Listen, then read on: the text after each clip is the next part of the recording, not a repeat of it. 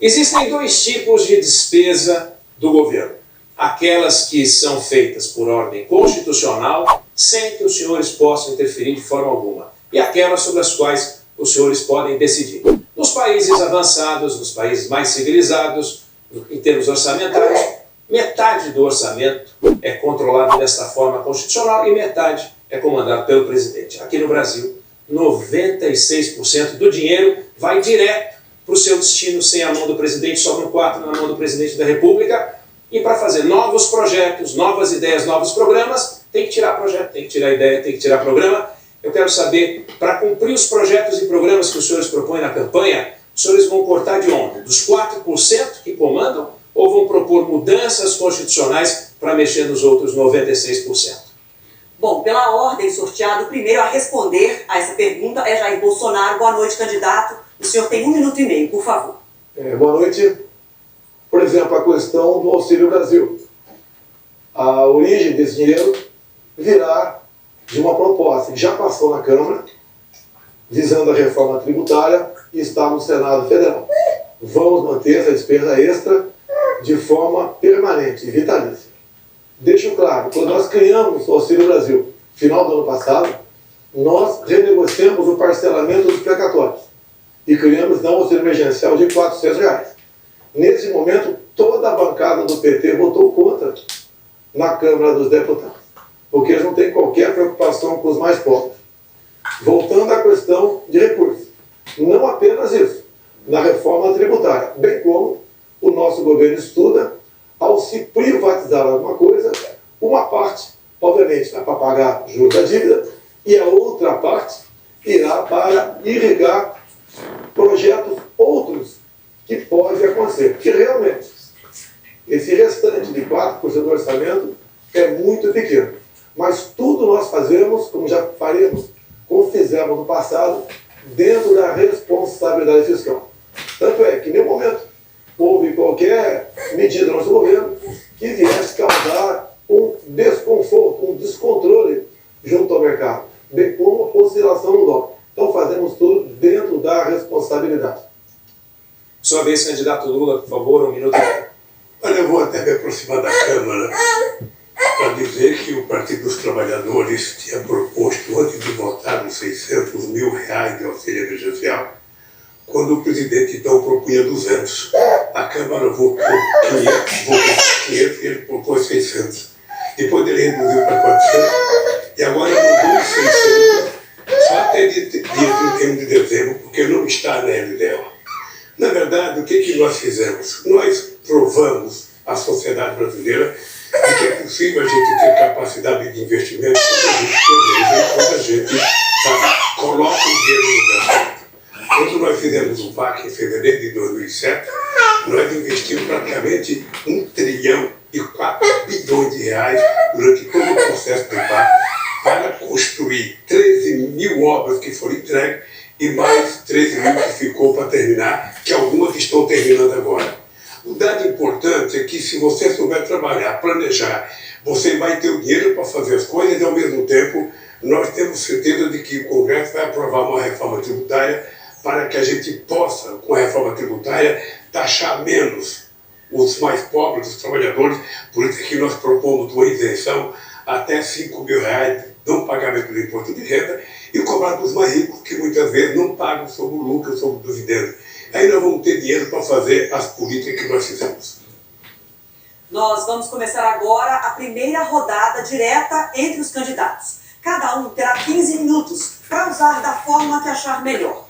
Para não prejudicar a compreensão de quem está assistindo a este debate, o ideal é que um sempre aguarde o outro terminar. Se um candidato ainda estiver concluindo o raciocínio, a sua fala não pode ser interrompida pelo adversário. Se acontecer isso, o microfone vai ser desligado. E pela ordem sorteada, quem começa é o candidato Lula. Bom debate aos dois, por favor. Eu até queria começar pedindo desculpa ao telespectador, porque eu não cumprimentei quando eu comecei a falar. Eu quero cumprimentar a direção da banda, a direção da Folha, a direção da TV Cultura, a direção do UOL, por fazer esse pool e permitir que a gente pudesse fazer um debate franco e aberto. Vocês sabem que eu estou candidato na perspectiva de reconstruir esse país, fazer com que esse país volte à normalidade, que as instituições funcionem corretamente, que o Congresso legisle e não trate do orçamento, que o governo governe e que o Poder Judiciário cumpra com o seu papel. Mas, sobretudo, é preciso trazer o povo mais pobre à cidadania outra vez. Quando eu governei de 2003 a 2010, nós fizemos a maior política de inclusão social que a história desse país conheceu. Nós geramos 22 milhões de empregos, nós aumentamos o salário mínimo, nós fomos o governo que mais fez universidade e escola técnica nesse país. E por isso, eu até gostaria de fazer uma pergunta para o candidato, o meu adversário. Quantas universidades e quantas escolas técnicas o senhor fez como presidente da República? Primeiramente, Quer saber como encontrar passagens baratas? Acesse o Kayak, coloque a sua cidade.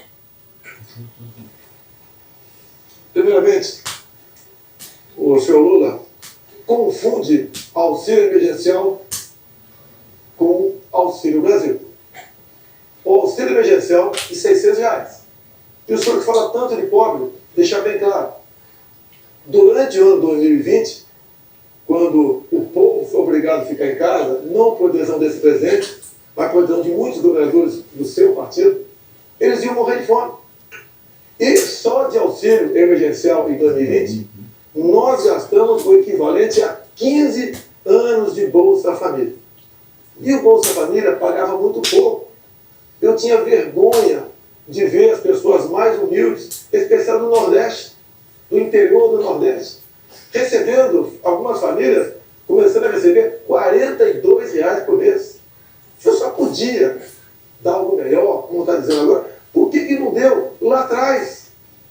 Porque agora, quando chega e passa para 400 contra a sua bancada do PT, e depois passa para 600, o senhor quer se arvorar de grande benfeitor que vai prometer. O senhor promete o tempo todo. O senhor prometeu levar água para o Nordeste. E agora o senhor está prometendo picanha e cerveja. O senhor não fica vermelho com essas propostas mirabolantes e mentirosas?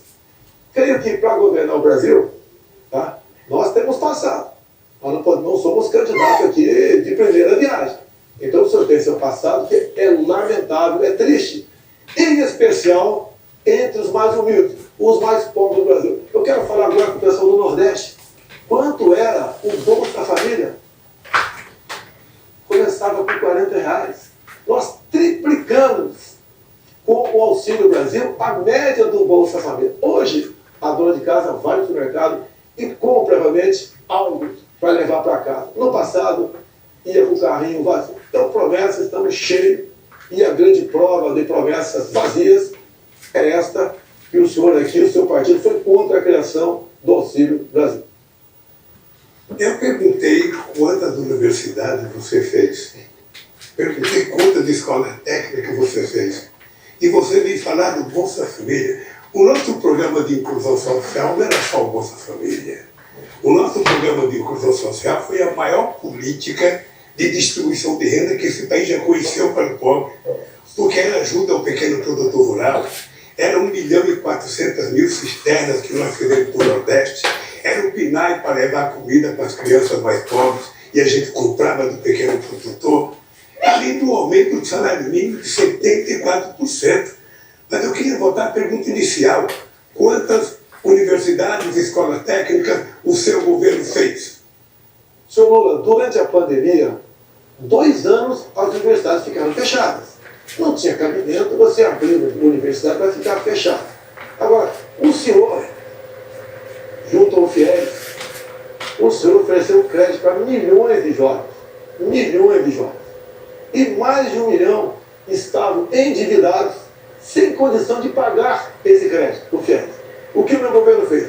Mandou a proposta para o parlamento e nós juntos permitimos a anistia de até 99% da dívida dessa garotada.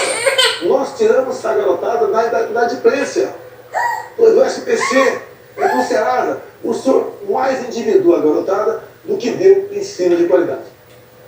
Eu já percebi que ele não quer dizer que vergonhosamente ele fez uma universidade universidade em Tocantins que a presidenta Dilma é que tinha aprovado.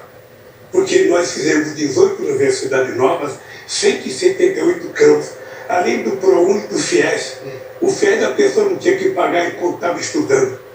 Eu não vou perguntar da universidade lá, porque isso parece que não sabe. Parece que sabe que não tem nenhuma. Mas eu vou perguntar da pandemia. O Brasil tem 3% da população mundial. E o Brasil teve 11% das mortes da pandemia no mundo. Por que houve tanta demora para te comprar a vacina? Você não se sente responsável?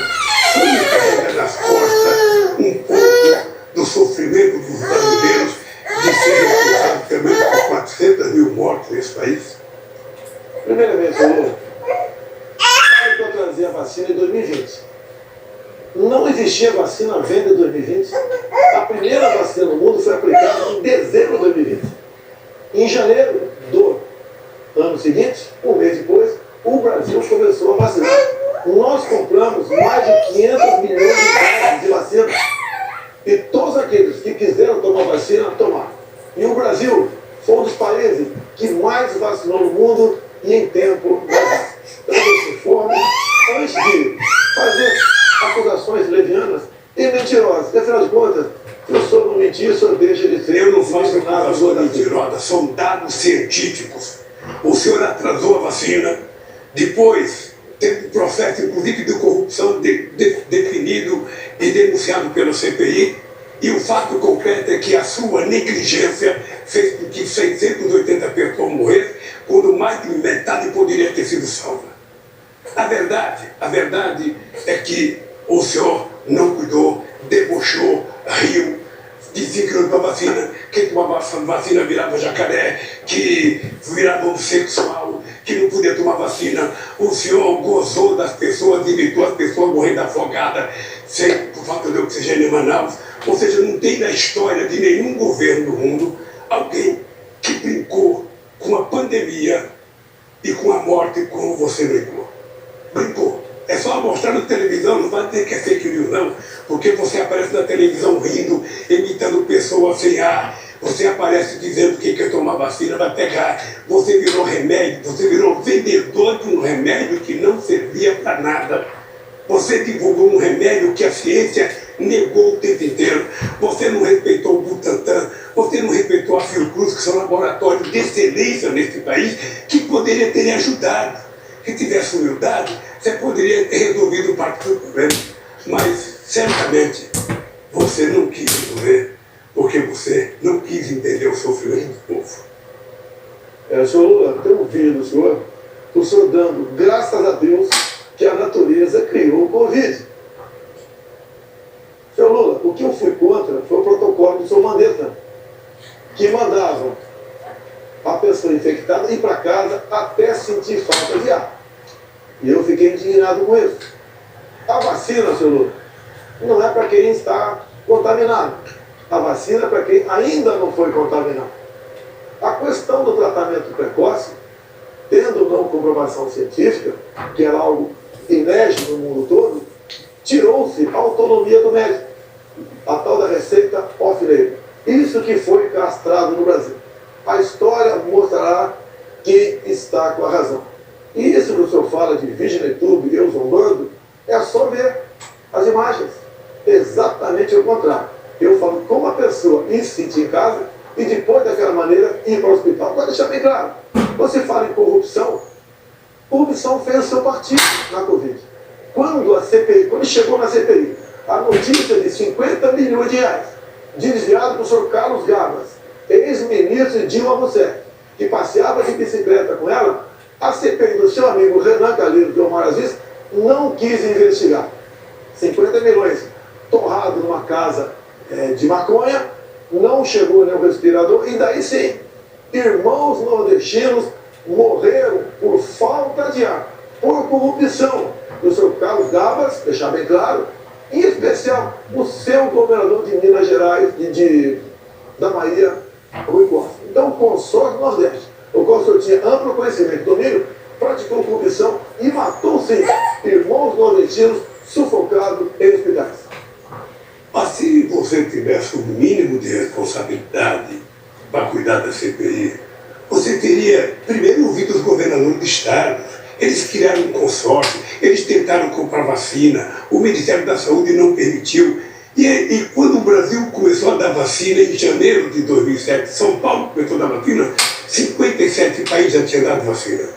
A verdade, Bolsonaro, a verdade é que você colocou o ministro da Saúde que não entendia. O único que parece que entendia um pouco era o Mandetta, que o senhor tirou logo. Depois colocou um outro que não entendia, até chegar no Pazuello. O Pazuello era visível que ele não entendia nada de saúde, era visível que tinha sido montada uma turma lá para comprar vacina. Ou seja, tinha denúncia de que a CPI provou, e está no processo, eu espero que o procurador vai investigar, de que tinha gente reivindicando $1 por cada dose de vacina vendida. Isso está na CPI, está no relatório da CPI, o Brasil inteiro viu, e obviamente que o povo espera que um dia a Procuradoria-Geral da República investigue para saber o fundo de verdade ou não. Segundo a CPI, a Covaxin não vendeu nenhuma vacina no Brasil. Então pare de mentir. Não teve corrupção porque não teve vacina no Brasil. Agora, o senhor falou uma coisa importante, eu poderia ter conversado com os governadores do consórcio do Nordeste. Então eu digo uma coisa, Lula, eu poderia ter acabado com a CPI da Covid rapidamente. Sabe como? Se eu acolhesse uma emenda do senhor Omar Aziz, seu amigo, senador lá do Amazonas, e do irmão do senador Renan Calheiros, Renildo Calheiros. Porque eles queriam nessa emenda, a uma medida provisória nossa, que qualquer governador e prefeito, que pese a grande maioria serem honestos, tá? Pudessem comprar vacina em qualquer lugar do mundo, sem a certificação da Anvisa e sem licitação. Seria a festa, a roubalheira maior. E quem pagaria a conta? O governo federal. Então não aceitamos a continuidade da roubalheira do consórcio Nordeste, de 50 milhões, queria continuar comprando vacina em qualquer lugar do mundo, sem licitação e sem licitação. Uma vergonha se tivesse sido aprovado. Não aceitei ser aprovado e a CPI foi embora e não achou nada sobre mim ou sobre o senhor Pazuello, que nada nós devemos. Não, a vergonha, na verdade, é você carregar nas costas a morte de 400 pessoas que poderia ter sido evitada se tivesse comprado a vacina no tempo certo, no tempo correto. A ciência fala isso todo dia. O senhor recebeu proposta de vacina muito cedo e não quis comprar porque não acreditava. É visível, o povo brasileiro sabe que você começou não acreditando na pandemia. Era uma gripezinha, era uma coisa que ia matar um ou outro velhinho. Era assim que você tratava a questão da pandemia. O Mandetta foi mandado embora porque o Mandetta dizia que a pandemia era grave, que era preciso cuidar. Mas você não. Você resolveu dizer que era uma gripezinha, brincava de não tomar vacina, colocou em sigilo o seu cartão de vacina para ninguém saber se você tomou ou não tomou. Ou seja, numa atitude que afrontava, sabe, a fé do povo brasileiro, que queria um presidente que cuidasse com carinho, que evitasse a quantidade de mortes que houve. Isso não foi feito pelo presidente Bolsonaro. Em fevereiro de 2020, nós decretamos estado de emergência no Brasil. A TV Globo, com todo o seu conglomerado, o seu Drauzio Varela, começaram a falar exatamente o contrário. O Brasil é um clima quente, não tenho medo da Covid. E quem falou em gripezinha foi lá. O que eu sempre disse, as pessoas saudáveis não tinham que ter visto o Covid. Não podiam abusar, obviamente. E nós recomendamos aos mais idosos e os com comorbidade realmente tomassem cuidado.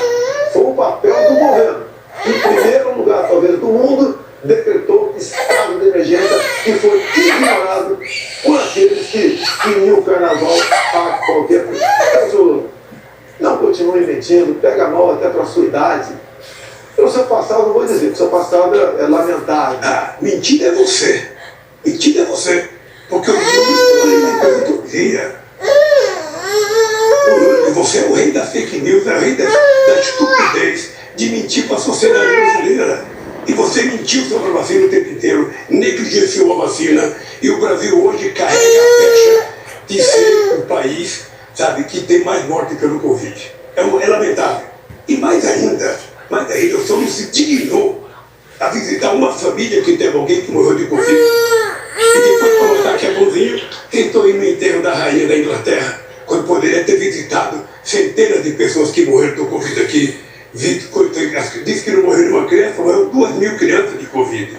Mas disse que não morreu porque o senhor não queria acreditar na Covid. Era preciso continuar mentindo sobre a Covid. Era preciso continuar desacreditando.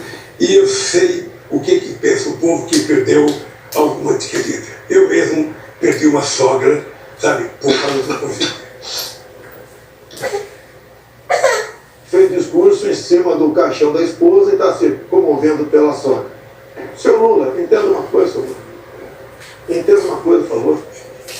Os enterros eram no caixão lacrado. Ninguém podia enterrar, nem familiares. E eu visitei hospitais sempre. O senhor não tem conhecimento. Só que eu tive que fazer propaganda, me comover, me preocupei com cada morte no Brasil. Repito, o Brasil é um país. Você ri o tempo inteiro. Agora que você está candidato, você está mostrando uma seriedade que deveria ter mostrado lá. Isso. Morreu simples assim. Você não foi num hospital, não foi visitar uma pessoa. Você foi visitar um parente. O Rio é mais uma mentira tua. Basta ver o vídeo quando aconteceu a questão da falta de ar. Vocês são especialistas em pegar vídeos, filmes e cortar um pedaço que interessa para vocês. Você sabe quem é especialista nisso. Você sabe quem é o rei da fake news. Você sabe. Candidato Lula, deixa o presidente, o candidato Bolsonaro terminar o raciocínio. Tá bom. Nós compramos 500 milhões de doses de vacina. Entregamos com a logística nossa para estados e municípios. O Brasil foi um exemplo para o mundo tocante à vacinação. Menos de um mês, depois da primeira dose aplicada no mundo, o Brasil começou a aplicar. E todas as vacinas foram compradas pelo governo federal. Nos orgulhamos desse trabalho. Salvamos milhões de vidas. Se fosse com alguém do teu governo, alguém no consórcio do Nordeste, vocês tinham roubado tudo e teria morrido muita gente cuja morte poderia ter sido. Eu vou lhe contar como é que se vacina. Em 2010, teve a gripe H1N1. Em 3 meses, nós vacinamos 80 milhões de pessoas. Em 3 meses. Porque o Brasil é um país que tem expertise em vacinação. Aliás, o Brasil é exemplo do mundo em vacinação. O Brasil vacinou quando teve um presidente que não cuidou e que não foi responsável. Que brincava e que não acreditava na vacina. E a verdade é essa. A verdade é essa. Sabe? O senhor carrega nas costas o peso de pelo menos 400 mil pessoas que morreram por conta do negligenciamento e o negacionismo da vacina. Chega de mentira, vamos passar para outro assunto aqui. Em 2006, 59 policiais foram executados aqui no estado de São Paulo. E por quê? Porque teriam que transferir uma cola para um presídio de segurança máxima. Ele não podia mais ficar aqui comandando o crime. O seu governo não transferiu uma cola. Pelo que tudo diz, fez um acordo com o Marcola e com o seu Alckmin, que era governador de São Paulo naquele tempo. Repito, 2006, 59 policiais assassinados em São Paulo. Teve que eu chegar em 2019, juntamente com o ministro Sérgio Moro, para que nós, então, tirássemos do Marcola de presídio estadual aqui em São Paulo e mandássemos para um presídio federal, num regime todo especial, sem qualquer comunicação com o mundo exterior. Isso, rapidamente, começou a cair o número de mortes violentas em nosso país. Por que você não transferiu o Marcola em 2006, já que tinha um pedido do MP estadual para fazer isso? Era simpatia, amizade, um grande acordo naquele momento, juntamente com o seu vice, atualmente, Geraldo Alckmin. O candidato sabe que quem cuida de crime organizado não sou eu. Quem tem relação com o miliciano que crime organizado, ele sabe que não sou eu e sabe quem tem. Sabe, inclusive, sabe, da culpabilidade que foi o crime organizado que matou a Marielle no Rio de Janeiro. Eu, se tivesse pedido para transferir A gente pensa porque fui eu que fiz prisão de segurança máxima, 5 prisões, 5 prisões de segurança máxima foi feito no meu governo. E se o Alckmin, governador, não quis transferir, é porque ele tinha razão para não transferir. Quem sabe a segurança dele tinha razão para transferir. Sabe? Mas o dado concreto é o seguinte, você está falando com um cara que fez 5 presídios de segurança máxima nesse país. Quanto você fez? Nenhum. Então eu acho que a mentira aqui não é minha, a mentira aqui é de um presidente que não pode mentir, porque o presidente tem que respeitar o cargo, não é possível. Senhor Lula, amizade com bandido. Eu conheço o Rio de Janeiro. O senhor esteve atualmente no Complexo do Salgueiro. Não tinha nenhum policial ao seu lado, só traficante. Tanto é verdade a sua afinidade com traficantes, com bandidos, que nos presídios do Brasil, cada 5 votos, o senhor teve 4 votos. E quando de volta com o Marcola foi flagrado. Teve ligação telefônica branqueado. E ele diz ali, chama o senhor de um palavrão, que eu não vou falar aqui, e diz que prefere o senhor do que a mim. Essa é a verdade. Fazer presídio e deixar os amigos soltos em outro presídio comandando o crime, isso é um crime, senhor Lula. Sabe o que eu tenho orgulho? É que eu sou o único candidato a presidente da República que tem coragem de entrar numa favela, sem colete de segurança. E já não é agora, não. Quando eu era presidente, eu entrava no Rio de Janeiro, e a pessoa falava, vai com cuidado, porque o Bolsonaro é amigo dos milicianos, você vai com cuidado. E eu ia, sabe por quê? Eu acredito no povo.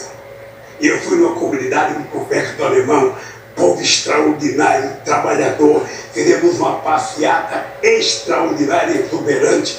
E ali não tinha bandido na passeata, ali tinha mulher e homens que trabalham, que levantam 5 horas da manhã para trabalhar. Os bandidos só sabem onde estavam. Os bandidos, sabe, tinha um vizinho seu que tinha 100 armas dentro de casa. Só sabe. Esse não era da favela do Complexo do Alemão. Esse, quem sabe, morava no apartamento na Avenida Copacabana. É achar que o bandido está só no lugar dos pobres. Os grandes bandidos estão no lugar dos ricos. Os pobres são trabalhadores e eu vou votar no Complexo do Alemão. Porque não foram os presos que votaram em mim. Foi o povo brasileiro. Eu tive 6 milhões de votos a mais do que você, com toda essa gastança que você fez. Se pegar todos os presidentes, desde Marechal Deodoro até agora, ninguém colocou 10% do dinheiro que o senhor colocou nessa coisa. É só eu falar uma coisa, o senhor vai lá e faz. Eu falei do preço da gasolina, vai lá e reduzir o preço da gasolina. Ele reduziu, vai aumentar outra vez. Não pense que ele disse que não manda na Petrobras, que é o presidente que aumenta. Então, Bolsonaro, se tem um mentiroso aqui, esse mentiroso chama-se Jair Messias Bolsonaro, que tem mentido diariamente ao povo brasileiro. Inclusive, ele mandou para o Nordeste. Todo mundo sabe que quem fez a transposição do Rio São Francisco foi esse que vos fala, porque eu sou nordestino, já tive a experiência de carregar papo d'água e lata d'água na cabeça. Portanto, não minta. Transposição do São Francisco. Era para ter acabado em 2010. O seu governo passou para 2012, o governo Dilma. Só que o Brasil vivia uma explosão de corrupção. O senhor negou água para os seus irmãos nordestinos. Eu fui lá, o Rogério Marinho, que agora se elegeu senador pelo Rio Grande do Norte. O povo reconheceu o trabalho dele. O senhor fez, na verdade, é uma obra que não chegava a lugar nenhum.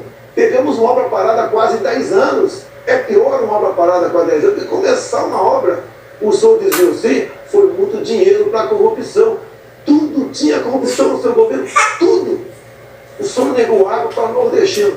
Eu levei água com a transposição com o Rogério Marinho. E mais ainda, o Exército tem trabalhado muito no Nordeste para cavar postos para essas pessoas que eram longe desses córregos enormes que há água do São Francisco. Então, o senhor realmente maltratou. Devia ser prioridade total tua. Prioridade número 1 e não 0. Prioridade número 1. E não fez isso. Negou água para o povo nordestino. Você realmente é uma pessoa fantástica em falar em vergonha nacional. Olha, eu vou contar uma coisa. Se tem uma coisa que é cara de pau, é cara de pau desse cara. Porque eu fiz 88% das obras do São Francisco. Ele fez 3,5%. 3,5%. Da mesma forma que ele fala que fez a ferrovia. Da mesma forma que fez o A63. Tudo feito pelo governo do PT. Mais de 80% das obras feitas. E ele vai lá, termina. Quando eu tomei posse em 2003, o Fernando Henrique Cardoso estava fazendo uma ponte lá de Minas com Mato Grosso. Eu fui lá inaugurar e fiz justiça ao Fernando Henrique Cardoso. Disse que era dele. Você poderia, pelo menos, ter sensatez de poder inaugurar, fala, gente, eu quero dizer que essa obra aqui é do presidente Lula. Ele foi mais competente que eu. Ele fez a obra, sabe? Eu só vou aqui dar um empurrinho para acabar esse pedacinho que está faltando. Mas dizer que foi sua. Você acha que alguém acredita? Você acha que o nordestino que está vendo a gente na televisão acredita que foi você que levou água? Que você fez ferrovia? Não tem um projeto seu.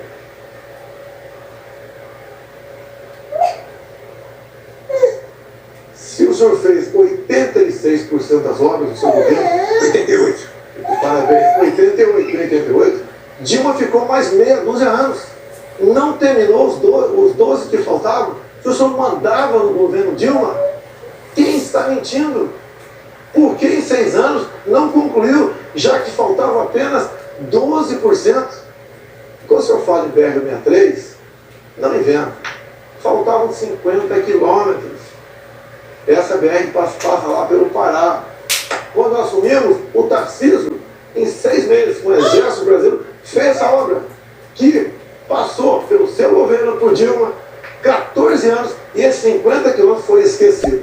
Ou seja, não fale em infraestrutura e não fale algo no Nordeste sem ter o mínimo de conhecimento. O senhor deve pegar muito bem, é do desviado, em dinheiro, e não em água para o Nordeste. O Tarcísio aprendeu trabalhando com a Dilma, porque o Tarcísio foi no PAC com a Dilma que ele aprendeu a fazer essas obras.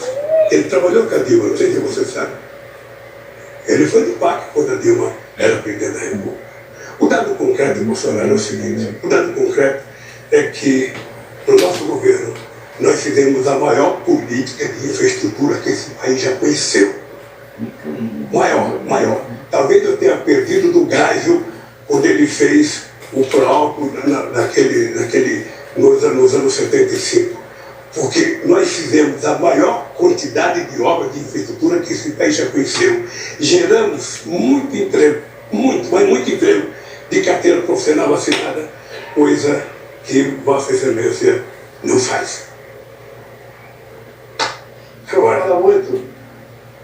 Na verdade, nada fez.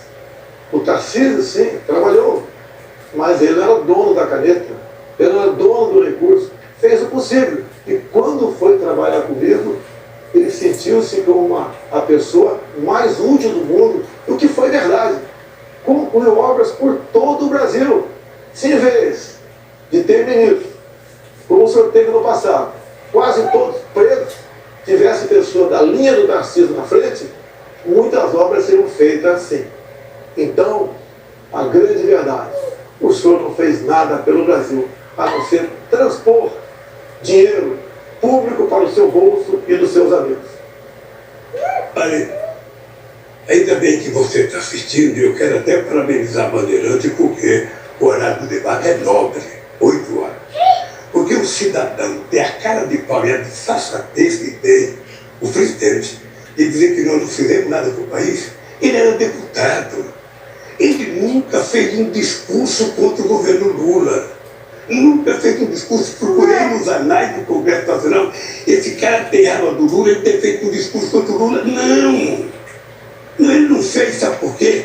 Porque no fundo ele sabe que eu fui o presidente que mais investiu nesse país, e mais ainda, foi o que mais cuidei das Forças Armadas.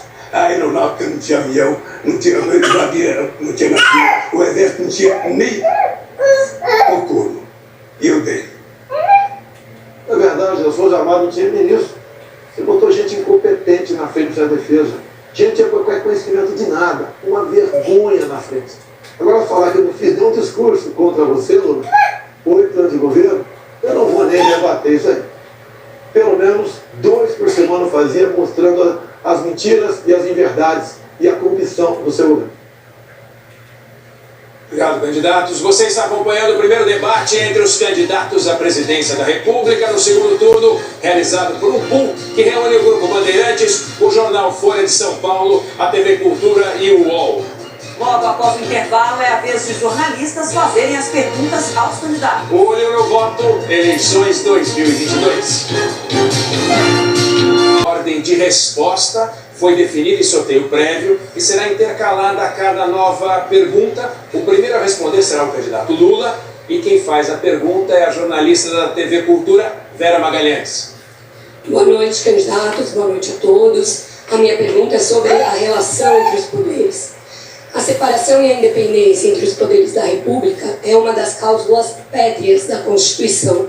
Ainda assim, tramitam no Congresso uma série de propostas que visam alterar a composição do Supremo Tribunal Federal, aumentando o número de ministros ou estabelecendo mandatos que acabariam com a vitaliciedade desses integrantes do Supremo. Essas medidas têm sido defendidas por alguns como uma forma de conter supostos abusos do judiciário, mas são vistas também como ameaças à democracia por juristas e observadores de como essas práticas ocorreram em países como Venezuela ou Hungria. Eu queria saber se os senhores se comprometem, caso eleitos, a respeitar a separação dos poderes e a sua independência e descartar esse tipo de medida. Candidato Lula, 1 minuto e meio. Ô Vera, você vai ver que eu vou chegar perto da Câmara que você falou, não vai ter nenhuma agressão minha a você. Primeiro porque nós já tivemos uma experiência no tempo da ditadura militar de mudar a composição da Suprema Corte. O Castelo Branco mudou de 11 para 17, depois ele tirou 5 que ele não gostava e ficou só o que eles queriam. Não é prudente, não é democrático o presidente da República querer ter os ministros da Suprema Corte como amigos. Você não indica o ministro da Suprema Corte para ele votar favorável a você ou te beneficiar. Os ministros da Suprema Corte têm que ter currículo. As pessoas têm que ter história, têm que ter biografia. E essa gente tem que fazer o que precisa ser feito. E eu tenho orgulho, porque foi os ministros que eu indiquei que votaram o Célula Tronco, votaram o Raposa Terra do Sol, votaram a União Civil. Ou seja, foram pessoas que tiveram uma postura de dignidade. Eu, sinceramente, eu estou convencido que tentar mexer a Suprema Corte para colocar amigo, para colocar companheiro, para colocar partidário, é um atraso, é um retrocesso que a República Brasileira está apoiando. Muito bem, eu sou contra. Eu acho que a gente pode discutir no futuro se tirar uma nova constituinte, quem sabe ter mandato ou não, quem sabe as pessoas ter uma limitação maior. Mas eu acho que a Suprema Corte tem que ser escolhida por competência, por currículo e não por amizade. Candidato Jair Bolsonaro, por favor, 1 minuto e meio. Prezada jornalista Vera, satisfação revela. Só que para deixar bem claro, a proposta de emenda à Constituição, ora em tramitação na Câmara, é da senhora Luísa Medina, que tem 40 deputados do PT que deram o devido apoiamento. Ou seja, em 2013, a senhora Dilma Rousseff, que exercia forte influência do senhor Lula, tentou criar mais 4 vagas para o Supremo Tribunal Federal. Da minha parte, está feito o compromisso. Não terá nenhuma proposta. Como nunca estudei isso com profundidade. Mas deixa eu claro, no momento, o PT tem 7 ministros indicados para o Supremo Tribunal Federal. Eu tenho 2. Caso eu venha a ser eleito, eu tenho mais 2. Eu ficaria com 4 e o PT com 5. Está feito o equilíbrio. Agora, quanto a currículo, obviamente, isso passa por cada presidente, que é uma indicação do mesmo e passa por uma sabatina no Senado Federal. Faltou só o senhor Lula. O senhor dizer que o senhor só é candidato na República por causa do ministro, que foi cabo eleitoral de Dilma Rousseff e depois por ela foi indicado para o Supremo Tribunal Federal, o senhor Fachin. Então o senhor só está disputando a eleição aqui por obra e graça de um amigo indicado pelo PT. Bom, enquanto o candidato Jair Bolsonaro respondia, o presidente Lula levantou a mão solicitando direito de resposta. Só um minutinho, por favor, candidato. Então está sendo encaminhada a comissão. Daqui a pouquinho a gente traz essa resposta, se será concedido ou não. Bom, acabo de receber a resposta já. O pedido de direito de resposta não foi concedido. Vamos seguir então com o debate. A próxima pergunta a ser respondida primeiro pelo candidato Jair Bolsonaro. Quem faz é o jornalista do Bandeirantes, Rodolfo Schneider. Boa noite, Rodolfo. Boa noite aos candidatos. Os senhores têm sido muito cobrados e até criticados por não entrarem, aprofundarem tanto em alguns setores, colocando mais propostas e ideias. Então, eu queria falar um pouco sobre economia. No primeiro turno, aqui nesse debate, perguntei aos dois sobre os R$600. De onde virão esses R$600 para o auxílio tão fundamental para milhões e milhões de brasileiros? De onde viria, já que não está na previsão? Estouraria o teto? Tiraria de outros orçamentos? Isso não foi respondido pelos dois, é uma boa oportunidade. Mas queria pegar um outro ponto na questão da economia. Privatização. O presidente Jair Bolsonaro recentemente defendeu na questão de preço a privatização da Petrobras. Queria saber se continua defendendo, qual seria a política de preços e, no caso também do presidente Lula, o que seria, o ex-presidente Lula, o que seria a sua política com a Petrobras e também política de preços com relação aos combustíveis. Boa noite. Obrigada, candidato Bolsonaro. 1 minuto e meio. Política de preços. A Covid, a pandemia, o fica em casa, uma guerra lá fora, explodiu o preço dos combustíveis no mundo todo. No Brasil não foi diferente. Mas nós tínhamos obrigação de buscar uma alternativa. Fomos ao Parlamento, à Câmara e ao Senado. Foi apresentada uma proposta, um projeto muito debatido. No final, o Congresso votou e eu sancionei a redução do teto do ICMS para 17% no máximo. E eu, como presidente da República, abri mão de todos os impostos federais dos combustíveis. Deixo claro que essa proposta, todos os senadores do PT votaram contra, obviamente, no Senado Federal. Isso puxou o preço das coisas lá para baixo. Estamos no 3º mês com deflação. Segundo a Abras, do mês passado para agora, os produtos da cesta básica do supermercado caíram em média 20%. Temos hoje uma das gasolinas mais baratas do mundo. Trabalho de quem? Jair Bolsonaro e Congresso Nacional. O mundo todo, com alta nos combustíveis, alta de inflação. E o Brasil, no caminho certo, com Paulo Guedes. Orgulho do nosso governo, a economia e o povo em primeiro lugar. Candidato Lula, 1 minuto e meio. Eu, quando eu ouço o meu adversário falar, eu fico imaginando que mundo ele dá. Primeiro porque esse país hoje só refina 80% da gasolina que usa. A gente refinava 100%, a gente refinava tudo que a gente consumia. Esse país parou de refinar, portanto a gente tem hoje, com a privatização da BR, dizendo que a BR tinha monopólio, era preciso ter mais empresa concorrendo, queria baixar o preço. Aí vendeu-se a BR, privatizou, ou seja, vendeu-se a BR, e hoje nós temos 392 empresas importando gasolina dos Estados Unidos sem pagar imposto e com o preço dolarizado. Ora, na verdade, o preço não tem que ser dolarizado porque a gente faz a exploração em real, a gente paga o salário dos pessoal em real, e a gente fazia as próprias plataformas e a sonda aqui, quando é que não faz mais. Eu acredito piamente que eu sou contra a privatização. Acho que privatizar a Petrobras é uma loucura. O governo dele acabou de privatizar os gasodutos e hoje a gente paga 3 bilhões de reais por ano de aluguel do gasoduto, para usar o gasoduto. Ou seja, em 10 anos já se consumiu o dinheiro que pegou e mesmo assim a gente vai continuar pagando 3 bilhões. Eu, sinceramente, acho que privatizar não é solução para nada. Quem pergunta agora é a jornalista da Folha de São Paulo, Patrícia Campos Melo. Boa noite. O tema da minha pergunta é relações entre os poderes. As fake news divulgadas por autoridades eleitas e altos funcionários do governo têm prejudicado a implementação de políticas públicas e o debate eleitoral se transformou em uma guerra suja. Há uma avalanche de mentiras sobre as urnas e o sistema eleitoral, sobre religião, sobre vacinas, sobre saúde pública. Candidato Bolsonaro, o senhor já teve inúmeras declarações falsas removidas da internet.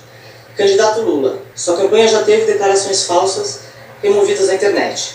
Os senhores se comprometem a propor uma lei específica para que o judiciário imponha penas para autoridades eleitas, presidente inclusive, e servidores que divulguem informações factualmente inverídicas que prejudiquem o bem-estar da população, como informações falsas sobre saúde e violência sexual, por exemplo. Sim ou não? Candidato Lula, 1 minuto e meio. Olha, o meu adversário teve 36 processos, sabe, tirando o programa dele de mentira. 36 fake news, a Suprema Corte tirou, o Tribunal Eleitoral tirou dele. Uma demonstração de que faz parte do cotidiano dele. A imprensa publica fartamente que há pelo menos 6 ou 7 mentiras por dia contadas, brinca de contar mentira, levanta de madrugada, tem vontade, vai e conta uma mentira, faz uma live e conta uma mentira, sabe? Até levanta até 1h da manhã para fazer live. Eu sinceramente acho, eu já participei de outras campanhas. Você sabe que eu já participei de campanha contra o Fernando Henrique Cardoso, contra o Collor, contra o Serra, e o nível era outro. Era um nível civilizado. Era um nível em que a verdade sempre prevalecia. A verdade sempre estava na ordem do dia. A gente debatia o futuro do país, a gente debatia economia, debatia trabalho, debatia salário. Sabe? Por exemplo, sabe, nós temos 36 milhões de pessoas que vivem com salário mínimo e faz 4 anos que não se aumenta o salário mínimo nesse país. Eu acho que a campanha tem que ser regulada, a justiça tem que tomar decisão e toda vez que houver mentira, nós vamos entrar com um processo para tirar as coisas que são mentirosas. Porque o povo, se votar num candidato que mente, sabe que o candidato não vai governar corretamente. Candidato Bolsonaro, 1 minuto e meio. Lula, se você não mentir, não mentir, seria você. Você me chama o tempo todo de genocida, miliciano, canibal.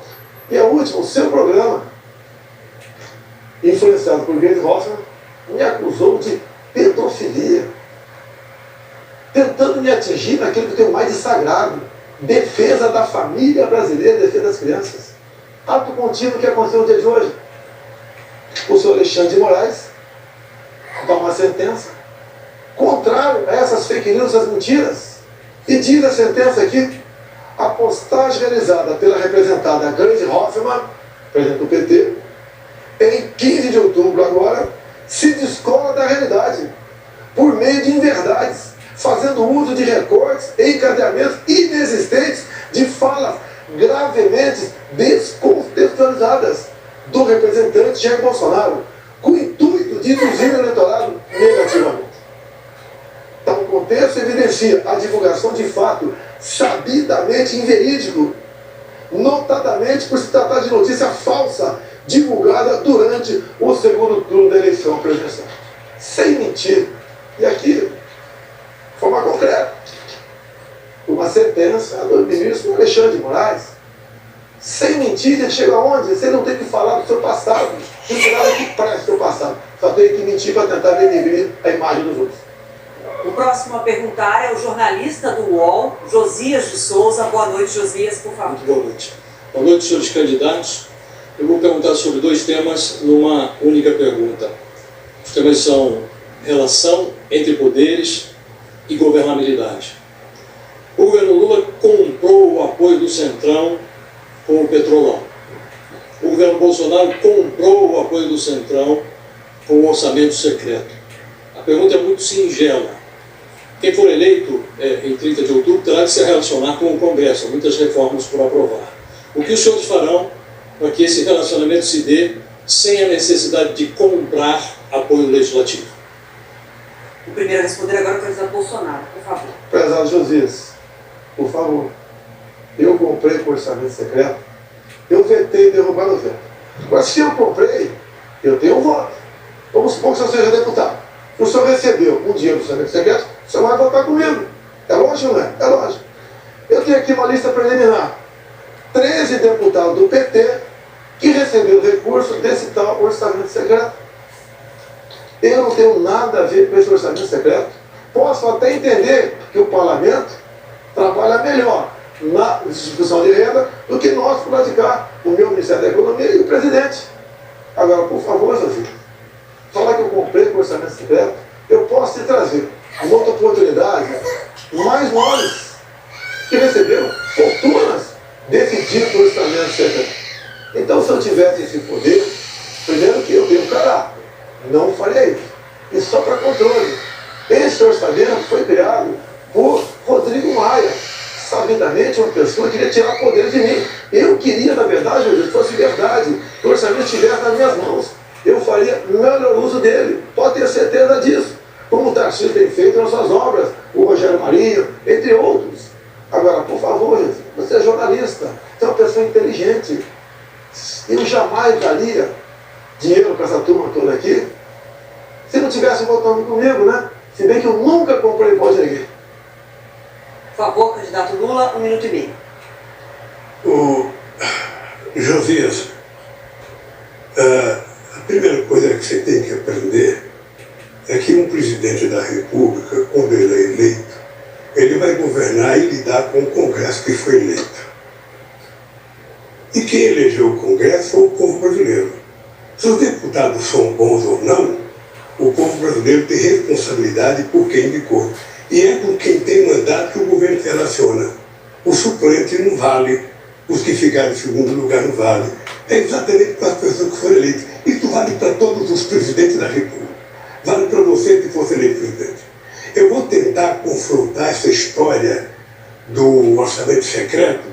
Eu vou tentar criar um orçamento participativo, que foi uma coisa que nós criamos nos estados brasileiros. Todo mundo se lembra que o sucesso do orçamento secreto na prefeitura do PT foi a ONU pediu para que a gente, fosse para o mundo divulgar o orçamento participativo. Agora, com a internet, nós vamos tentar fazer um orçamento participativo. Nós vamos pegar o orçamento. O orçamento do ano que vem já está pronto. Eu vou ganhar as eleições, vou tomar posse do orçamento está na conta. Eu não sei se eu vou mudar o orçamento ou não.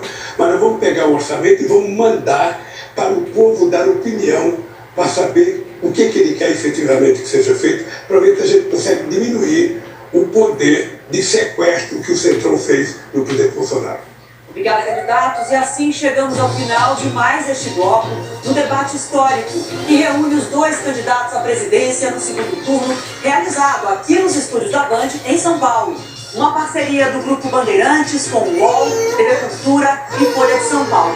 E eu aproveito para trazer uma informação para vocês de agora. Neste momento, o debate já bateu o recorde de...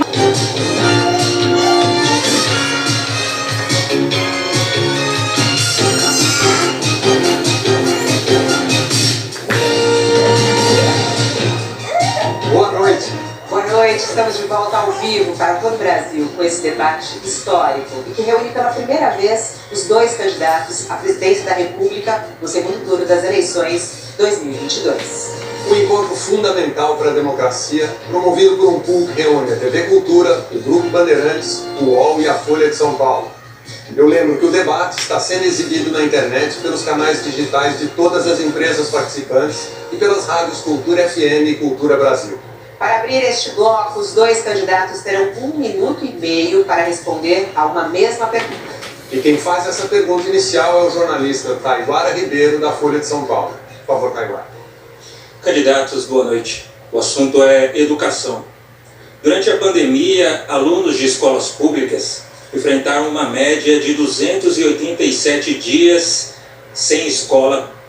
Além disso, essa falta de escola causou um prejuízo no aprendizado e também aumentou a desigualdade entre crianças negras e brancas, ricas e pobres.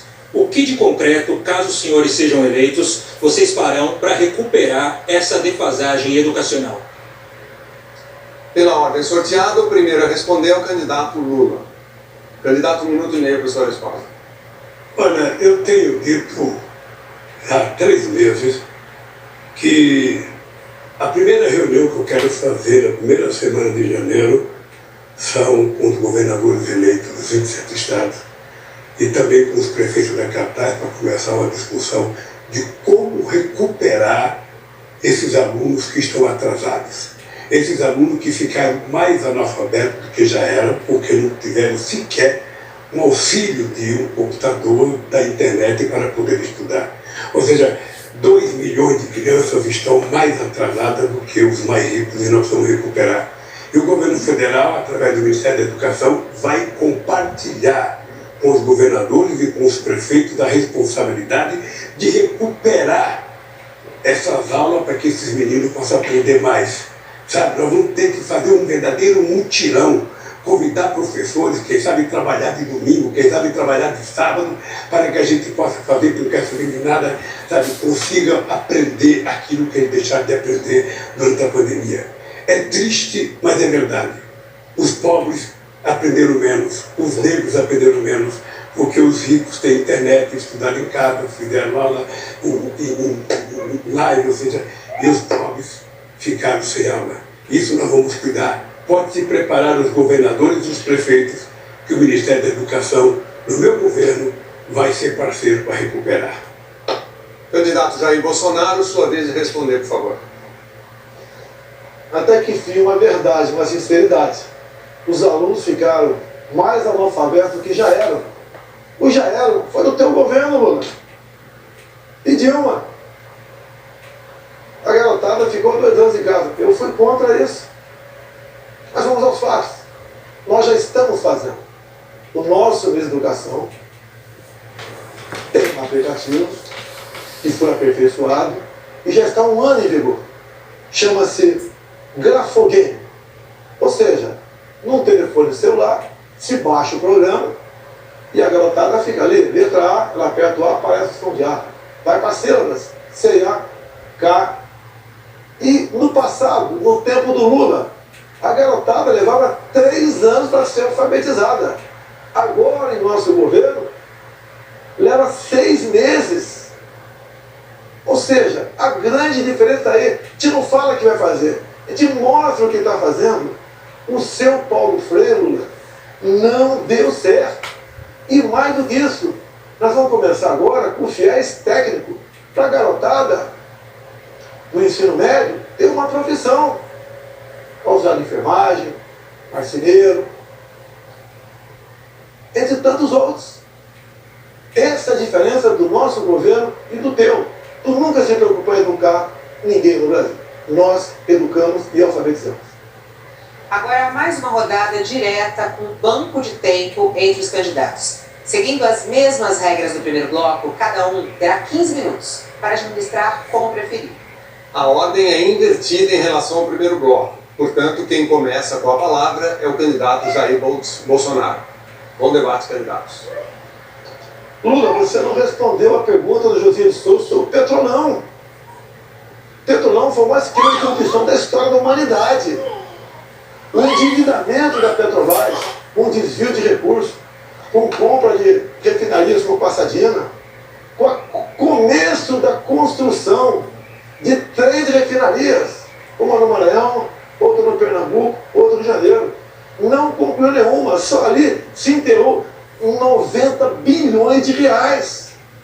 Dinheiro, Lula, que você enfiou no ralo e grande parte dividiu com seus amigos.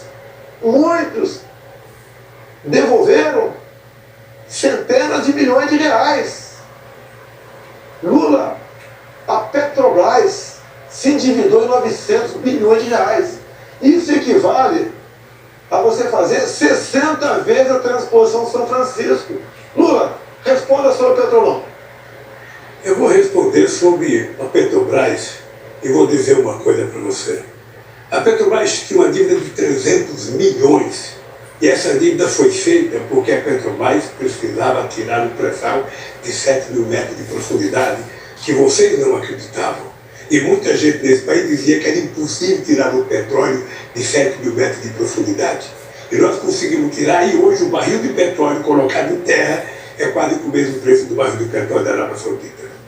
A segunda coisa é que eu fiz a capitalização da Petrobras de 70 bilhões, foi a maior capitalização da história do capitalismo em dezembro de 2010 e transformei a Petrobras na segunda maior empresa de energia do mundo. E isso permitiu que a gente ficasse autossuficiente. O que acontece é que nós decidimos fazer refinaria sim. O polo petroquímico de Itaboraí, no Rio de Janeiro, que foi parado. Nós decidimos fazer a refinaria no Maranhão, uma refinaria no Ceará. Fizemos a refinaria de querosene, sabe, no Rio Grande do Norte. Porque esse país queria ser exportador de produtos derivados e não de óleo cru como está sendo agora. O Brasil tem um potencial extraordinário e se houve corrupção na Petrobras, para prender-se o ladrão que roubou, acabou. E prendeu porque houve investigação. Porque no nosso governo nada era escondido. A gente não tinha sigilo. Não tinha sigilo do filho, da filha, não tinha sigilo do cartão de crédito. A gente não tinha sigilo das casas, nada, tudo era ali. Era o portal da transparência e era a lei de informação, a lei de acesso à informação, que foram duas obras-primas que o PT criou para que o povo acompanhasse em tempo real a coisa que foram feitas nesse país. O dado concreto é o seguinte, é que se houve corrupção na Petrobras, não precisava ter quebrado as empresas como foi quebrado as empresas. Você prendesse quem roubou e deixasse as empresas trabalhando, porque foram 4 milhões e 4 mil empregos que se foi para a casa do chapéu. 4 milhões e 400 mil empregos. E além disso, 270 bilhões que se deixou de arrecadar, deixou-se de se investir e 58 bilhões que se deixou de arrecadar. Esse foi o desastre do Brasil. Esse foi o desastre do Brasil, de uma empresa que poderia estar exportando derivado nesse momento, ganhando muito mais dinheiro do que está ganhando agora. Por isso, meu caro, eu não tenho nenhum problema de explicar o petrolão, o petrolinho. Eu quero você explicar a forma sigilosa que você colocou tantas coisas na sua vida. Tudo é motivo de sigilo, tudo é motivo de sigilo, tudo é motivo de sigilo. Você sabe que isso tem perna curta, porque vai acabar. Porque eu vou ganhar as eleições e quando chegar dia 1º de janeiro, eu vou pegar o seu sigilo e vou botar o povo brasileiro saber por que você esconde tanta coisa. Afinal de contas, se é bom, não precisa esconder. É isso.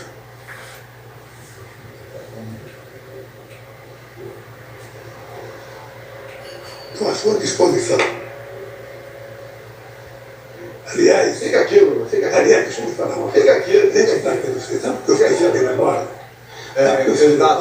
Que todo o discurso seu no Congresso Nacional era falando bem de mim, eu era deputado, eu era presidente.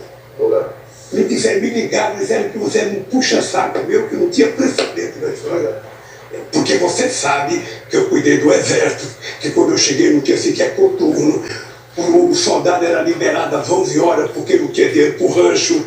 Você sabe que a Marinha não tinha quase mais navio, você sabe que a aeronáutica não tinha avião, e você sabe que eu cuidei das Forças Armadas com carinho, que nem você cuidou das Forças Armadas como eu cuidei, porque eu quero uma Forças Armadas preparada, competentemente armada, para defender a soberania brasileira contra possíveis inimigos externos. É isso que eu quero para esse país. Tá? Lula, se respeitar as Forças Armadas, você botaria gente competente para sermos defesa, e não companheiros lá para dentro.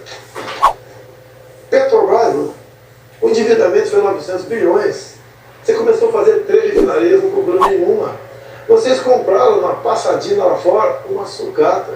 Você entregou para Evo Morales da Bolívia 2 refinarias nossas. Pare de mentir. O que você pare de mentir. Estou falando. É mentira sua. Ah, é mentira? É mentira sua. Mentira. Mentira minha? Mentira. Você me entregou. Olha ali para aquela câmara que você deve estar com seus filhos ouvindo você e repita. Os meus filhos me acompanham, os seus não. Você não sabe fazer outra coisa, não sei mentir. Quando os dois falam, o espectador não consegue entender o que se fala. Itaboraí virou uma cidade fantasma lá no Rio de Janeiro. Estamos começando a recuperar tudo isso aí. Um escândalo sem tamanho. Olha aqui, Lula. Os delatores devolveram 6 bilhões de reais. 1 bi de dólares foi para os Estados Unidos, para a Bolsa, que foi prejudicada pela interferência nos preços. Olha aquilo, as empresas que roubaram a Petrobras. Odebrecht devolveu 2,7 bi, SBN 1,3, Andrade Gutierrez 1,4, Braskem 2,8 bilhões, Camargo Correia 1,4 bilhão, OAS 1,9 bilhão, e assim vai. 16 bilhões de reais que as empresas devolveram, somado com 6 bi dos delatores, mais outros quase 6 bi para os Estados Unidos. Só o que foi contabilizado e achado, esses ladrões devolveram 30 bilhões de reais, fora o que não foi achado. Você vem falar que não houve roubalheira? Que você trabalhou para o bem da Petrobras? Eu não disse para discutir. Eu não disse que não houve roubalheira, porque as pessoas se confessaram. Quando o cara confessa um crime, é porque ele cometeu um crime. As pessoas foram lá e delataram. Que houve roubo na Petrobras, pode ter havido. O que eu quero dizer é que para você combater a corrupção, você não precisava quebrar as empresas. Você não precisava fechar as empresas. Na Coreia não fecharam a Samsung, na Alemanha não fecharam a Volkswagen, na França não fecharam a Alstom, ou seja, prendeu-se o dono da empresa e os trabalhadores continuaram trabalhando, a empresa continuou produzindo e as coisas aconteceram. Sabe que o polo petroquímico de Itaboraí estava 85% pronto. Estava 85% pronto. O maior polo petroquímico que esse país podia ter. Está parado. Está parado. Porque se levantou muita denúncia, não se provou metade da denúncia e está lá o polo petroquímico ferrujando. Quem sabe para ser privatizado a troco de banana, como foi feito com o gasoduto brasileiro. Que Lula, sabe por que houve roubalheira? Lula, você sabe por que houve roubalheira na Petrobras?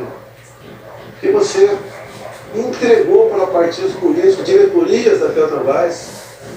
Você fez um leilão em troca de apoio dentro do parlamento. Não minta. Você botava. Não minta que é Jato Lula, respeita, ele está falando. Grupos partidários. E o pessoal entrava para saquear. E você, com os votos caindo para aprovar suas propostas lá dentro, você se refestelava. Olha o BNDES, Lula. Fala do BNDES. Por que a Venezuela tem metrô e Belo Horizonte não tem metrô? Você entregou 1 bilhão e 60 bilhões de dólares para o seu amigo Chávez e Maduro, fizeram metrô lá fora, deram cama no Brasil e não tem metrô aqui no Brasil. E parte dessa grana teria voltado para cá? Ou foi tudo para obra? Ou foi tudo para obra? Lula, você tem muito a falar sobre corrupção. Não culpe os procuradores da Lava Jato, os juízes. A responsabilidade pela corrupção no Brasil foi tua. Os números estão aí. O candidato Lula pediu direito de resposta, a comissão vai analisar. O direito de resposta é para dizer o seguinte: o Bolsonaro, ele continua sendo um mentiroso costumaço. Ele sabe que os diretores da Petrobras, inclusive um dos seus chefes da Casa Civil, é do partido que era o diretor da Petrobras, e esse diretor tinha 33 anos de Petrobras. Não era um dia, era 33 anos da Petrobras. Ele foi indicado por competência. Ele foi indicado por competência. Ele já está morto, não dá nem para ficar falando muito dele. Então, o que é importante dizer claramente é o seguinte: as pessoas que foram indicadas pela Petrobras foram indicadas pelo Conselho, porque você sabe que você indica o diretor da Petrobras para o Conselho da Petrobras é quem indica o Conselho. Eu, na verdade, Bolsonaro, eu gostaria de que você, quando viesse aqui na Câmara, você explicasse por que faz 4 anos que você não dá um aumento real para o salário mínimo. São 36 milhões de aposentados, dos quais 36 milhões que ganham salário mínimo, dos quais 22 milhões de aposentados que estão há 4 anos sem receber aumento real. No meu governo, receberam 74% de aumento real. É por isso que a economia cresceu. Você sabe quanto a economia cresceu no meu governo? Ela crescia em média 4%. Sabe quanto está crescendo no seu? Menos que 2%. Ou seja, crescia, e o Brasil, quando eu deixei a presidência, estava crescendo 7,5%. Eu vou lhe dar um dado para você pesquisar. Um dado para você pesquisar. Quando eu deixei a presidência, a indústria automobilística produzia 3.700.000 carros. Hoje ela produz menos que 2 milhões de carros. Menos que 2 milhões, metade da produção de carro. Quando eu era presidente, a estimativa da indústria automobilística era chegar a 6 milhões de carros. Então, veja, nós estamos com uma economia atrofiada, uma economia, sabe, que você fala que está bombando, só se for, sabe, no seu orçamento, porque o povo não aparece esse crescimento da economia. Lula, quando você fala em petrolão, não se esqueça, o ministro Joaquim Barbosa, quando proferiu o seu voto, mandando para a cadeia vários seus colegas, ele foi bem claro. O único que não pegou o dinheiro da Petrobras foi o senhor Jair Bolsonaro. Dá até uma gaguejada. Ou seja, não me compare com seus amigos corruptos. Longe disso. Quando você fala em crescimento, você mente o tempo todo. Dá um Google você em casa. Vê quanto foi o crescimento do Brasil em 2015 e 2016. Governo do PT. O Brasil caiu na ordem de 7%. Tinha pandemia naquele tempo? Tinha guerra lá fora? Não. Mas tinha corrupção em abundância no Brasil. Em 2020, o mundo todo sofreu com a economia. Falavam lá fora que o Brasil ia cair 10%. Caiu 10%. No ano seguinte, recuperamos. Ou seja, com pandemia, com uma guerra lá fora e com uma crise ideológica, nós ficamos no 0 a 0 em 2 anos. E em 2 anos você perdeu 7%. Sem pandemia, sem falta d'água e sem guerra lá fora. Há uma diferença enorme entre cuidar da economia com uma pessoa como eu e o Paulo Guedes e você. E vamos falar em economia, Paulo, prezado Lula. Quem vai ser seu ministro da economia? Já decidiu? Ou está barganhando ainda com algum partido político? Quem vai ser seu ministro da economia, Lula? Fala pra gente aqui. Uma coisa, eu falei do meu governo, o governo mais exitoso da história do Brasil. Um governo que tirou 36 milhões de pessoas da miséria absoluta. Um governo que colocou 42 milhões do povo brasileiro a um padrão de consumo de classe média. O governo que faz mais universidade na história do Brasil. O governo que mais colocou jovens. Nós pegamos o Brasil com 3 milhões e meio de jovens na universidade, deixamos com 8 milhões de jovens na universidade. O Brasil tinha 140 escolas técnicas, nós fizemos 422 escolas técnicas. Ou seja, nós aprimoramos porque nós tínhamos o melhor ministro da educação do Brasil, que era o companheiro Fernando Haddad. O melhor ministro da educação, que fez o Fundeb. O orçamento da educação subiu 160% no nosso governo. A gente criou o piso salarial dos professores, porque esse país estava dando um salto de qualidade. O Brasil era a 12ª economia do mundo, chegou à 6ª economia do mundo. Eu não sei se o adversário meu se lembra, eu era o único presidente do Brasil, da história do Brasil, convidado para toda a reunião do G8 e convidado para 2 reuniões do G20. E por que a gente era convidado? Porque tinha uma coisa que a gente cuidava que você não cuida, que era a questão do clima. Foi no nosso governo o menor desmatamento da Amazônia. Foi no nosso governo. E o seu é o maior todo ano. Vocês estão brincando de desmatar. Vocês estão brincando de abrir cerca. Vocês estão brincando de derrubar. Vocês vão ver o que vai acontecer com o comércio brasileiro. Porque o brasileiro do agronegócio que é sério, aquele que quer ganhar dinheiro, aquele que quer exportar, sabe que não pode invadir a Amazônia. Então, nós vamos ganhar as eleições para poder cuidar da Amazônia e não permitir que haja invasão em terra indígena, em garimpo ilegal e muito menos alguém querer plantar milho, soja ou algum outro produto no lugar que não pode plantar. Nós temos 30 milhões de alqueires de terra degradada que pode ser recuperada para plantar o que quiser no país. Então, eu queria que você explicasse um pouco o desmatamento da Amazônia, da forma irresponsável que está acontecendo agora no seu lugar. Fica aqui, me explica. Pode ficar aqui? Pode. Dá um Google em casa aí. Desmatamento, 2003 a 2006. 4 anos do governo Lula. Depois dá um Google. Desmatamento, Jair Bolsonaro, 2019 a 22.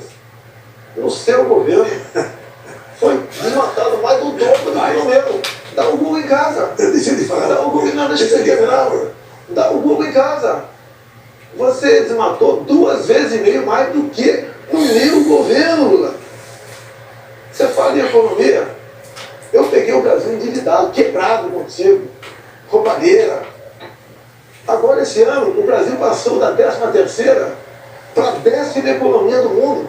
E mais ainda, você fala em educação, quem foi que deu o maior reajuste aos professores do Brasil? Está olhando para ele, Jair Bolsonaro, 33%. Isso é tratar com dignidade dos professores.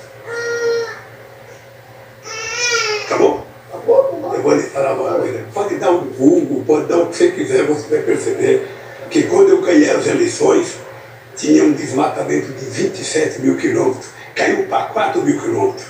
O Brasil participou da COP15 em Copenhague, participou do encontro de Paris, em que o Brasil era elogiado porque o Brasil era o país que menos desmatava e que mais cuidava da questão ambiental.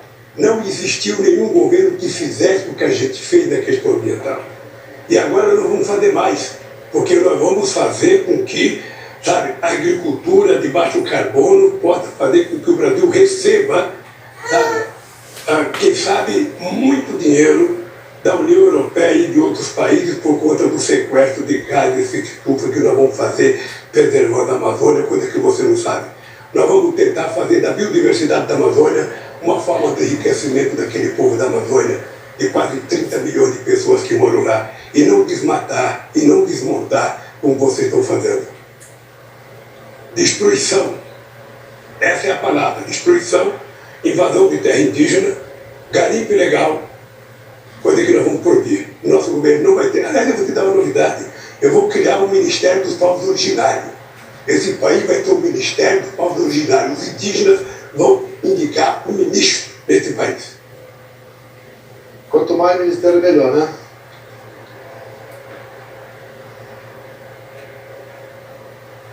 Lula, tu acabou de dizer, há poucas semanas, que é dividir a biodiversidade da Amazônia com o mundo. Você já está se curvando ao mundo. Em vez de você falar que a Amazônia é nossa, você quer dividir a nossa biodiversidade. Você só consegue manter em pé as suas mentiras se você botar um plano de governo teu, que todo mundo já sabe. Controle da mídia. Você fala o tempo todo que quer controlar a mídia, que vai controlar a mídia. Ou seja, somente assim, Lula, as suas mentiras permanecerem em pé. Você quer ou não controlar a mídia? Mentiroso é você. Você mente todo dia. Você mente desmente. Você foi obrigado a acordar 1h da manhã hoje para fazer uma live e cada mentira que você tinha que contar ao povo brasileiro. Você sabe disso. Você deve ter deitado com a consciência muito pesada com o que você fez. Muito pesada.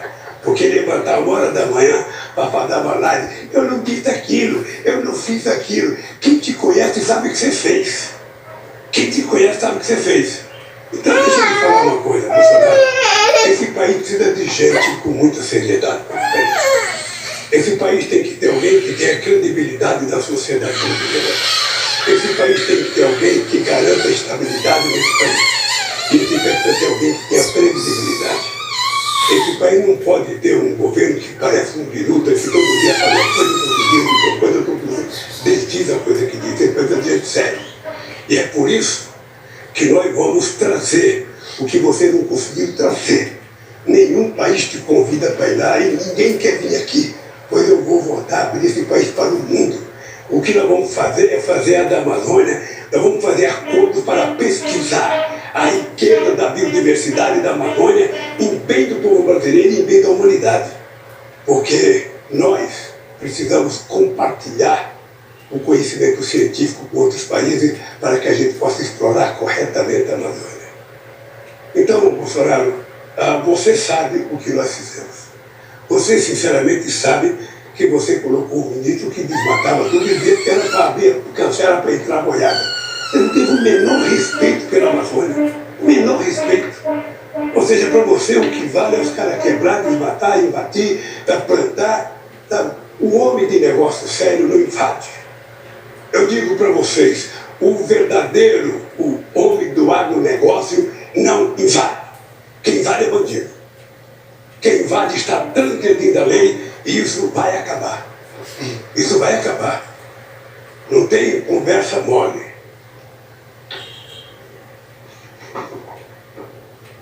Em 14 anos você não fez nada. Em 14 anos você não fez nada. Está prometendo que vai fazer pela Amazônia agora? Você não fez nada. Você passeou por aí, as suas viagens, mas nada além disso. Você não fez nada para o Brasil. Vamos falar um pouquinho sobre. Já que você falou que vai trazer amigo para cá? Você sentiu? Você era deputado, você sentiu orgulho de ter o Lula como presidente? Fala a verdade. Deu tempo? Vamos falar dos seus amigos? Daniel Ortega? Ortega é seu amigo, né? Vamos falar. É Ortega seu amigo? Vamos falar. É seu amigo Ortega? É, ele te cumprimentou quando tu foi pro segundo turno aqui. Ele lá está prendendo padres, expulsando freiras, fechando canais de TV como a CNN, de TV e rádio católica. Ele acabou de proibir a comemoração do Dia da Bíblia, proibiu procissões, fechou o país, um desrespeito com as religiões. E você o trata como amigo?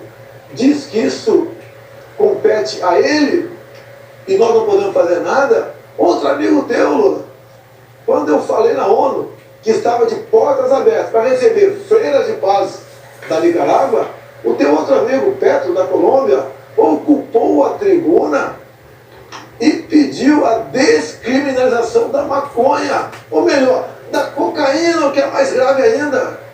Lula, esses são seus amigos aqui no Brasil, são chefões da comunidade. Não é o povo do complexo do alemão, não. O povo ali é decente, é ordeiro, é trabalhador. Você é amigo da minoria, pessoal do CPX e dos traficantes. E você agora é amigo também de Ortega e Petro, que pede a descriminalização da cocaína e que prende padres e freiras. É isso mesmo, Lula? Fala sobre teu amigo aqui.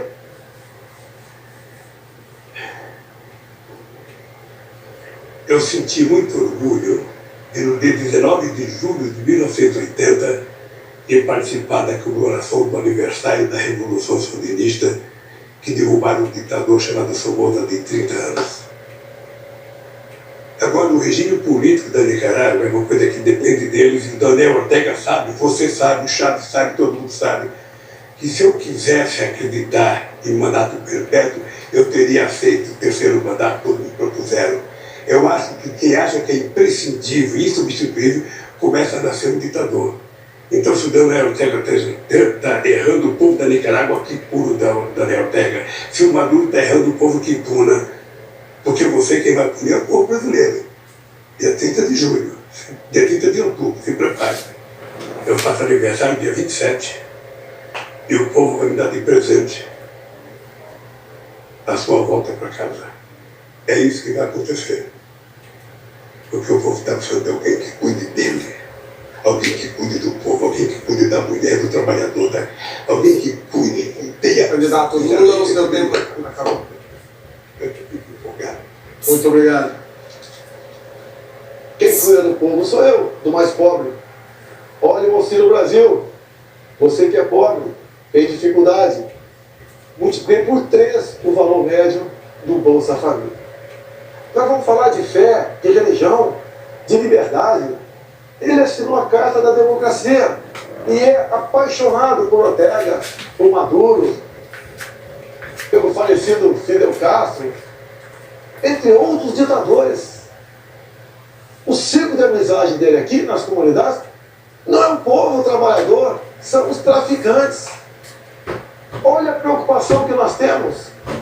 O que tem de comum entre Lula, Ortega, Chaves falecido, Maduro, Evo Morales, Fernandes da Argentina, Petro da Colômbia? São do Foro de São Paulo, são todos amigos. Olhem para onde estão indo esses países. A Venezuela, o Lula fez campanha para o Chaves lá atrás e para Maduro também. Até chegou a falar certa vez: pode faltar tudo na Venezuela, menos democracia.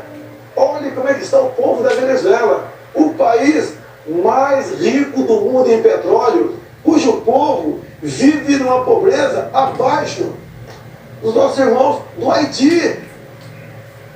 Olha para onde está indo a nossa Argentina. Deixo claro, Fernandes, ainda candidato, foi visitar o Lula na cadeia em Curitiba. Se elegeu presidente. Olha como é que está a economia da Argentina. 40% do povo da Argentina está na linha da pobreza. Já reviram lixões para sobreviver. É isso que nós queremos para o Brasil? Botar umas pessoas como essa, sem qualquer qualificação intelectual ou moral, para administrar o nosso país? Ele quer voltar à cena do crime, o seu Geraldo Alckmin. O povo não vai deixar isso acontecer. Esse nosso povo respira liberdade. Lula, durante a pandemia, fecharam igrejas.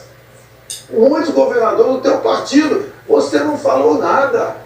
Igreja não se fecha nem em tempo de guerra. E você permitiu que seus governadores fechassem igreja, Lula. Que respeito você tem para com as religiões? Nenhum. Lula, vá lá para Roraima, ver o povo venezuelano fugindo para cá. Homens e mulheres chegando pesando 15 quilos abaixo.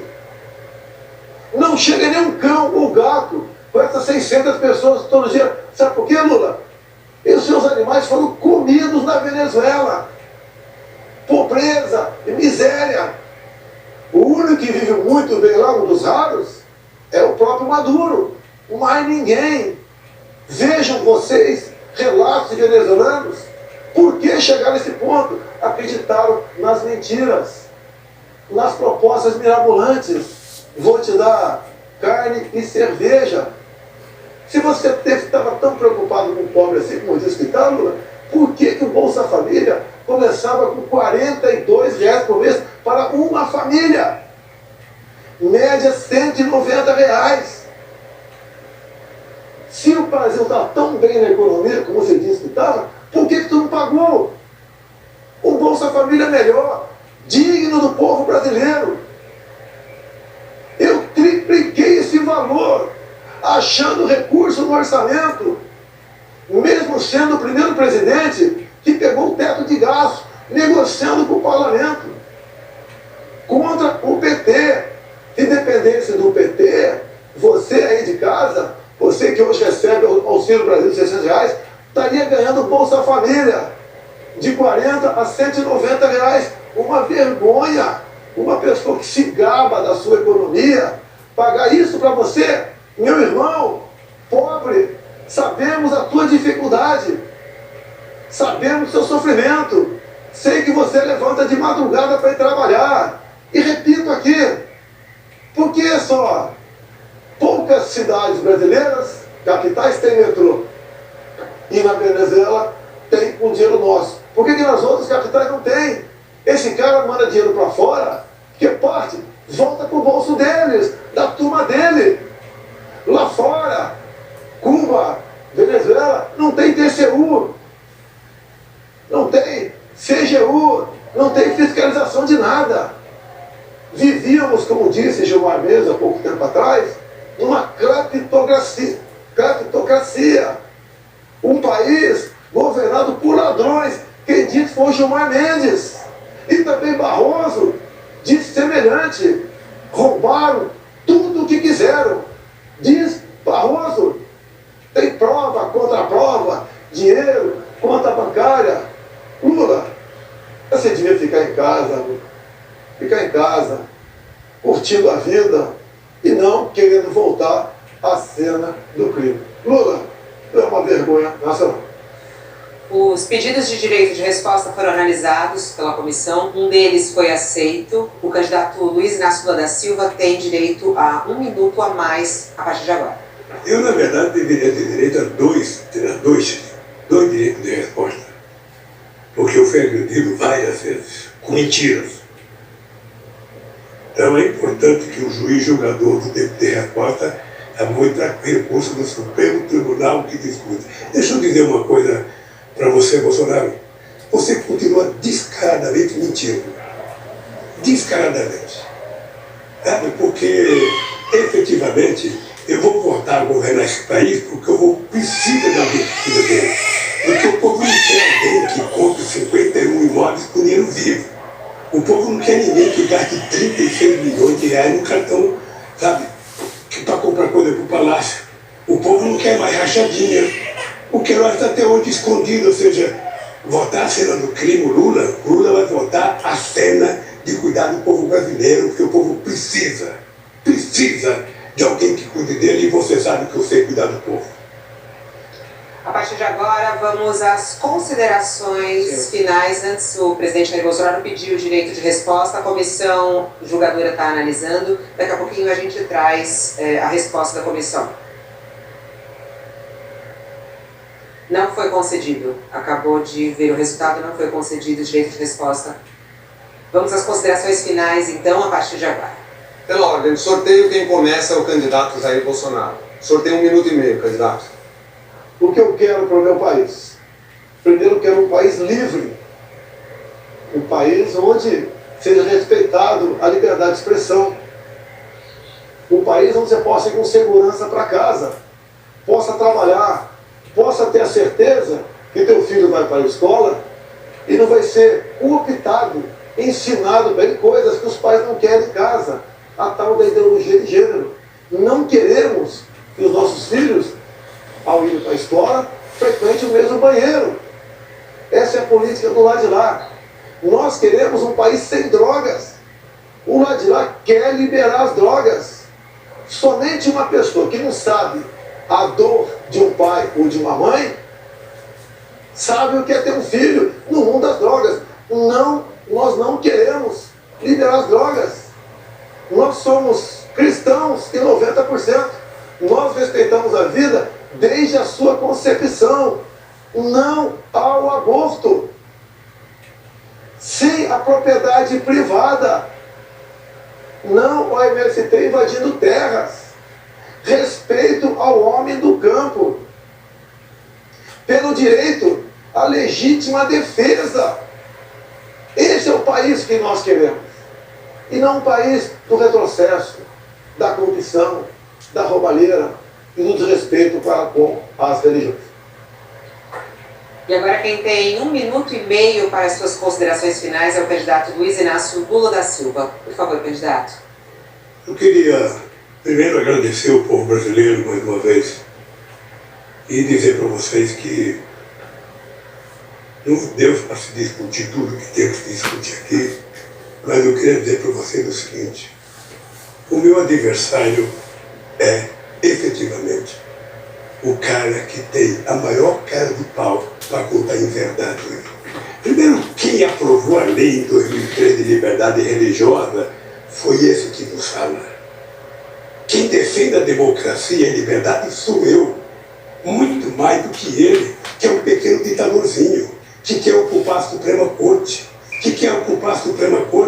diz todo santo dia que quer colocar os dele no ministério, na Suprema Corte. Eu não.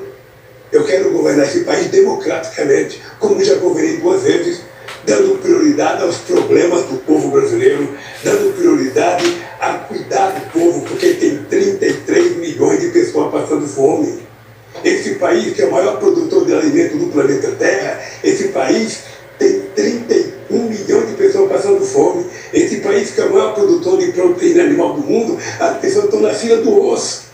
E quando eu falo do churrasco, é porque nós vamos voltar a consertar esse país e vamos voltar no final de semana a comer um churrasquinho e tomar uma cerveja. Ele fica doido, porque só ele pensa que ele pode. Nós podemos e vamos querer comer o churrasquinho. Durante a fala do ex-presidente Lula, o candidato Bolsonaro pediu direito de resposta, a comissão analisou e foi negado. Termina aqui este primeiro debate entre os candidatos à presidência da República nas eleições de 2022. Uma parceria entre o Grupo